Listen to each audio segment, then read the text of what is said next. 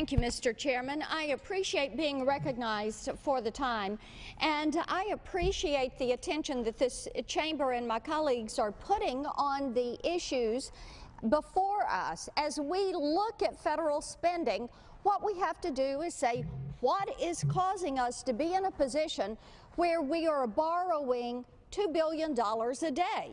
And if we're borrowing $2 billion a day, we have to ask, is that a sustainable practice and something that we as a nation can continue? Of course, the answer to that is no.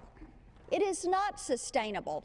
So therefore, we have to look at what is causing us to spend more money than we are taking in.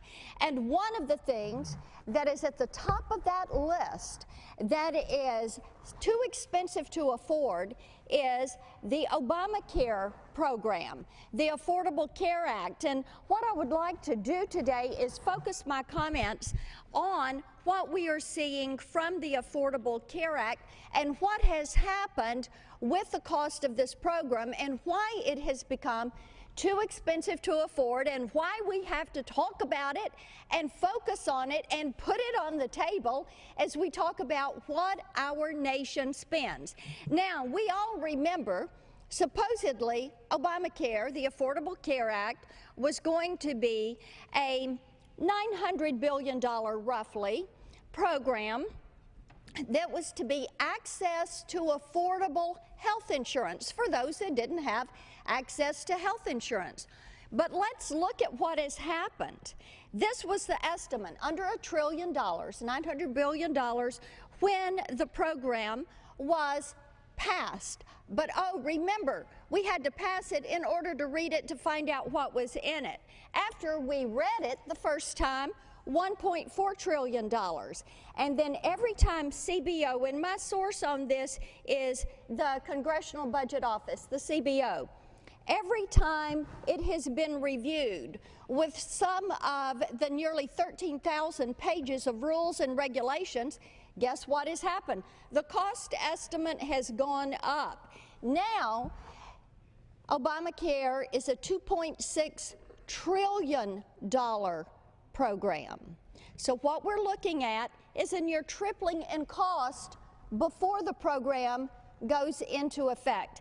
This is why we continue to say, as we look at fiscal health, fiscal restraint, you have to look at what is happening with the cost projections on Obamacare. Now, for those of us from my state of Tennessee, this is something that is not new to us. We had the test case for Hillary Care in our state. It's called TennCare. And what happened with the TennCare program was it ended up quadrupling in cost in a period of 5 years. Now, this causes us a little bit of concern because we look at what has happened with the cost of government managed and delivered health care services. Well, let's take a look at Medicare and where it was supposed to be in 1968 and then what has happened with its cost. You can look at these lines, the red line, and these are on my website for our colleagues that would like to go and look at the website. You can see what happened in 1968. And with the red line shows where it has grown to today, and something that was to end up being about $12 billion a year, we're now spending over $400 billion a year on. You can see what was to be the projections here on this bottom line, and you see how far it has exceeded its projections. So because of this, we are quite concerned with the growth in the projections of growth for Obamacare. Look at the track record of government spending. Do programs generally come in below their estimates? No, they generally exceed those estimates.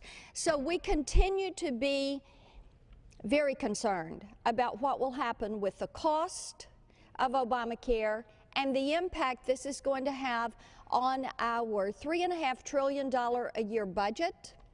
And we continue to say we have to review this. It is too expensive to afford, and does it fit into what the American taxpayer is willing to pay for, because every penny we spend here in Washington, D.C. comes out of the taxpayer's pocket from money that they have earned and then paid taxes, sent to Washington. They expect us to be very careful stewards of those dollars.